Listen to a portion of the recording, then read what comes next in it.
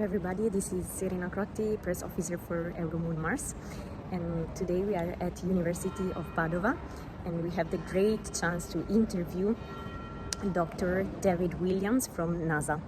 So here we start with our interview. So I'm Dave Williams. I'm the acting head of the NASA Space Science Data Coordinated Archive, which is NASA's deep archive for their spacecraft data, particularly the planetary and lunar data.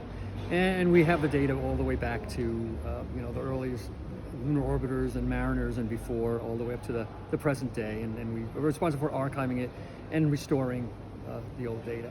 Okay, so you have years of experience working at NASA.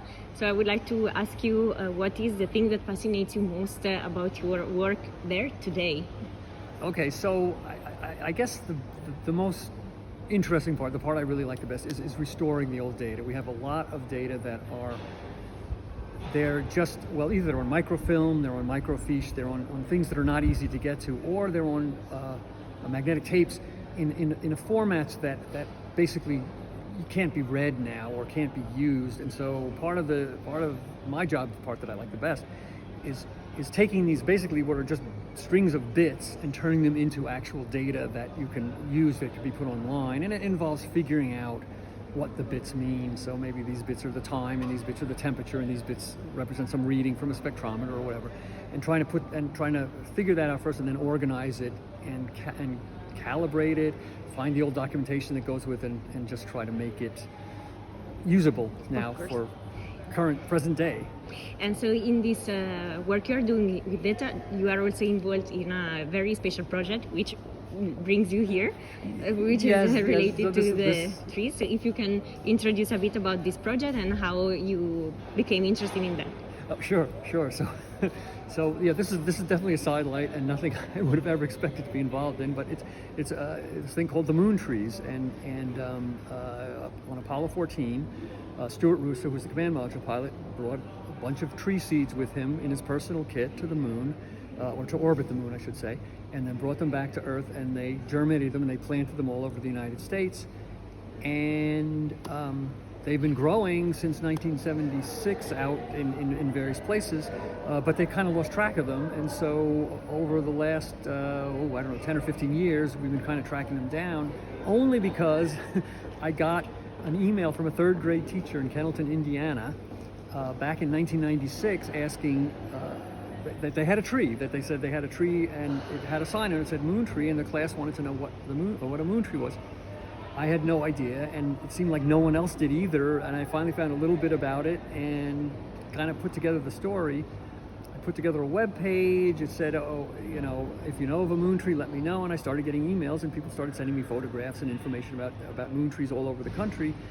And so it sort of built up, and so now we probably know about 100 or 120 moon trees, the locations, and I'm still hearing from people, and it's still fun. And so I have actually brought some moon tree seeds here to Padua, and we're donating them. They're going to be grown in the Arboretum. Some are going to be grown at the Vatican Observatory, and so these are all second-generation sycamore seeds from the sycamore tree that's at Goddard Space Flight Center, where I work. And what was the condition of the first-generation seeds? So how do trees that came from space, how do they look like? So right. And part of the I mean, they sort of said, it's an experiment to see what happens to seeds in space, but no one really expected much to happen to seeds if they were in space for a week. Especially, they were in the command module, they were with the astronauts. It wasn't likely they were going to be subject to anything that was going to change them. And sure enough, and they don't notice any difference. There's no difference in the trees that they planted, the moon trees, versus the normal trees that have just been here on Earth. So. Okay, and so how do people usually reach you to say, we have a moon tree, or a suspect of a moon tree? Yeah, well, and that's a very good question, because I mean, this is not some official project. I don't have funding really to travel across the United States looking for moon trees, so I have to depend on people just out there finding them. And so I have a page, a web page. Look up moon trees, you can find that easily, and it has my contact information. And I ask people, if you know anything about a moon tree, you have pictures, whatever, send it to me. And so that's what I get. So I'll just get an email one day from someone and they say, oh, I visited the moon tree. Here's a picture of what it looks like. Here's a picture of the plaque that was with it. Or oh, I found this old newspaper clipping from when they planted a moon tree here, and so then I have some information about when it was planted and maybe some information about the planting ceremony, and I try to put all that onto the webpage and put as much of the story together and as that's I great. can. You really see that you put a lot of passion in this project. It's fun. So I would like to ask you, what's like the personal meaning of this project for you? What drives you in doing that? Well, okay, so there's a lot. One is the way it started. I really think it's just really cool that, this got started by a third grade class that just was curious about a tree. And so from there, it's kind of going into this whole thing. So really, they're the ones who started it. I think that's cool. I think it's a neat story. Stuart Rusa just sounds like a great guy. I never met him. He passed away before I ever heard about moon trees. But I've met his family, and the stories I hear from them, he was just a great guy.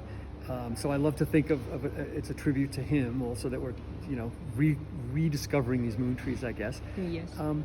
And the idea to me that something as earthbound, as rooted as a tree can actually be connected to something as technological and as far out as going to the moon seems such a contrast. I think it's interesting.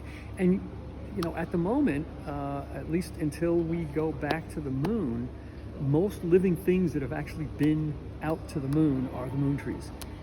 That's super there's fascinating. Some astronauts left, Super but there's cool. 80 or more living moon trees right now. So. Wow.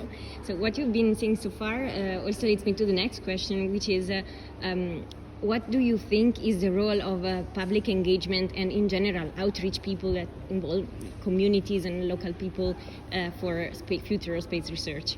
Yeah, well, so at least what I see in the moon trees is, first off, people get very excited. They come across a moon tree and they'll send me information, they'll send me pictures, and they get very excited about it. A lot of the moon trees were just planted in, so they were planted at all the NASA centers. They were planted at a lot of state capitals, but they were also planted in these little parks, little towns and things. And so these communities are very excited to have a moon tree. So for these communities, it's a big deal that this little town that you've probably never heard of has a moon tree, and so they have these celebrations and they get very excited about their moon trees. So for that level of public engagement, I think it's great. Now they are planning to send more seeds up on the Artemis missions. So we'll have another generation of moon trees here where they can plant all over and get all excited again. And I've gotten lots of questions on emails from people who've seen the moon trees and want to know more about them, and then they want to know more about the Apollo program, or they want to know more about NASA or space or whatever. So I think it really draws people in, and I think that's what you want from from anything in public engagement is something that catches people's interest and draws them into it a little further and makes them ask more questions and learn a little bit more about absolutely. And this is what your project does. Okay, so one final question. So thank you so much for all this information and your availability. So the last one, because with EuroMoonMars program, we train young professionals and especially students that have the dream or the goal of becoming astronauts or to pursue in general a career in space. So you have years and decades of experience. I would like to ask you, what's your suggestion? What are your inputs to young people? Yes. Okay. So and this is what I say. I think is the most important thing is you really, rather than have a goal of being an astronaut or being exactly this at for your career, I think the first thing you do is just make sure you're doing what you love, because it's really, for example, if you dedicate yourself to become an astronaut, it's really not likely. I mean, there's so few people who become astronauts. It's very hard. And if you dedicate yourself to becoming one specific thing, you may not make it, but you really may find, like I did, that as long as you're doing what you love, you will find something that you like to do, even if you probably didn't even realize it was something that existed, or you maybe didn't think about it as something that you'd like to do. I mean, I originally wanted to be a professor at a university and teach and the whole thing. And it was just very hard. It was hard to find jobs, and I saw this advertisement for this job at NASA, doing planetary science archiving, and I thought, well, okay, that sounds like it might be kind of boring, but it's planetary science. It was right near where I lived, and I thought, I'll do this for a few years, and then I'll find the kind of job that I love. And I started working there. Within 6 months, I loved it. I loved working at NASA. I loved the job. I loved working at the archive and having access to all the old data. And it's been like a dream. So I never would have thought that if you'd asked me, a few years before, what would you think about, being an archivist and a data center at NASA and all that? I said, no, that's not interesting. So really, dedicate yourself to what you really love. Maybe it's physics, maybe it's math, maybe it's biology, and follow that along. And I think, you can try, you can certainly try to direct yourself to a career in space science or be an astronaut or whatever. But don't make that your ultimate goal, I guess, or your final goal. I mean, because you will very likely be off onto something else. And most people I know have branched out in ways they didn't expect. So. Okay. So thank you so much, and you really see that you put a lot of passion in what you do. Thank you. Thank you very much to Dr. David Williams from NASA. We are at University of Padua, and this was Serena Crotti from EuroMoonMars. Thanks so much.